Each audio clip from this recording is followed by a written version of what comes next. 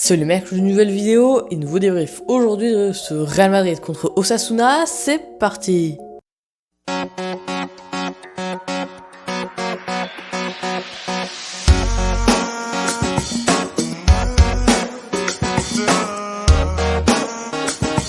Cette vidéo est sponsorisée par Retro Legend Club, c'est un site de vente de maillots rétro, comme son nom l'indique, et avec mon coupon de réduction LP10, avec le LP en majuscule et le LP10 tout attaché, vous pouvez bénéficier de 10% de réduction sur tout le site, et le lien du site est dans la description. Alors désolé les gars si je suis pas dans mon décor, c'est juste que voilà, je suis pas chez moi, mais dès demain les vidéos reprendront normalement chez moi s'il n'y a pas de vidéo qui sort entre temps.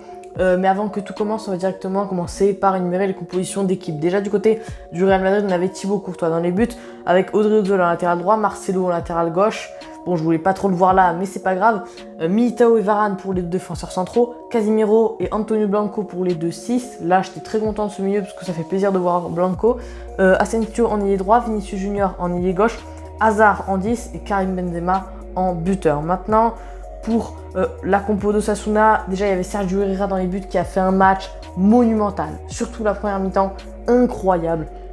On avait Nacho Vidal en latéral droit, Manu Sanchez en latéral gauche, David Garcia et Adrian pour les deux défenseurs centraux, Moncayola, Toro et Martinez pour les trois milieux centraux, Torres en ailier droit, Garcia en milieu gauche et Avila en buteur. Maintenant pour les enjeux du match, déjà pour le Real Madrid, voilà, évidemment c'était de gagner contre Osasuna. Dans tous les cas là, pour le Real Madrid, les enjeux, à chaque match c'est de gagner. En cas de victoire, les Madrilènes pourraient rester à 2 points de l'Atlético Madrid. Et voilà, on sait que les Colchoneros ont gagné cet après-midi.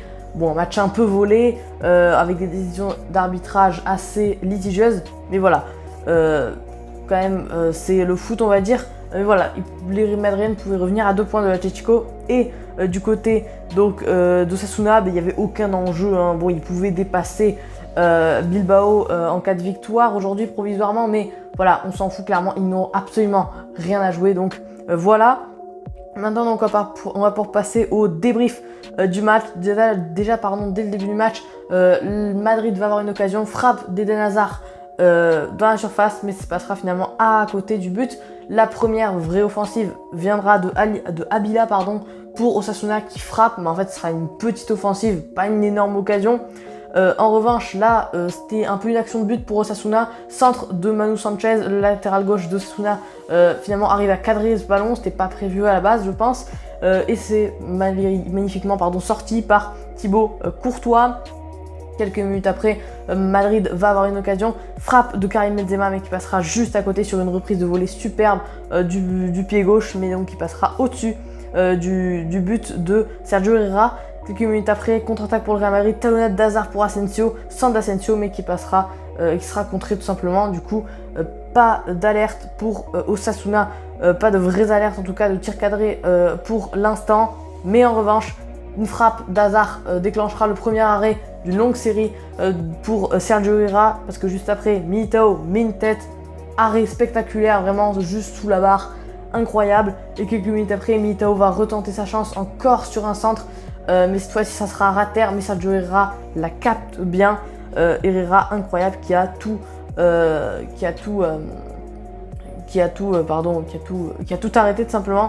Juste avant la mi-temps, le Real s'est fait très peur puisque sur un centre de Manu Sanchez, tête d'Avila, Osasuna marque le but du 1-0, mais finalement le but sera logiquement refusé pour position de hors-jeu. Une première mi-temps largement dominée par la Maison Blanche, mais voilà, clairement le Real Madrid devait marquer ce but. En tout cas, ils auraient mérité, mais un grand gardien de leur côté empêche tout simplement les Madrilènes de marquer.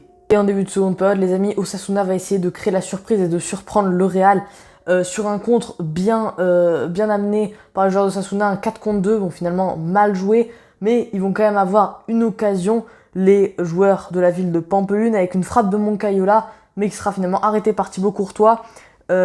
Également, on va avoir une frappe de Militao sur un coup de pied arrêté et un coup franc très bien tiré, mais ça passera juste au-dessus du but donc de Sergio Herrera. Et quelques minutes après, Rodrigo est rentré à la place de Vinicius et Rodrigo a clairement fait du bien. À un moment, il frappe et ça passe à 2 doigts vraiment du but de Sergio Herrera Et la délivrance arrivera à la 75e minute de jeu sur un corner bien tiré, tête rageante de Militao et but pour le Real Madrid 1-0. Le Brésilien qui nous sauve, il a été incroyable sur ce match Militao. Surtout qu'il a eu pas mal d'occasions, hein, en vrai de vrai. C'est le joueur qui a eu le plus d'occasions et au-delà de ça en défense, il a été très très bon, tout ça, tout ça. Maintenant, donc, on va passer au top et au flop.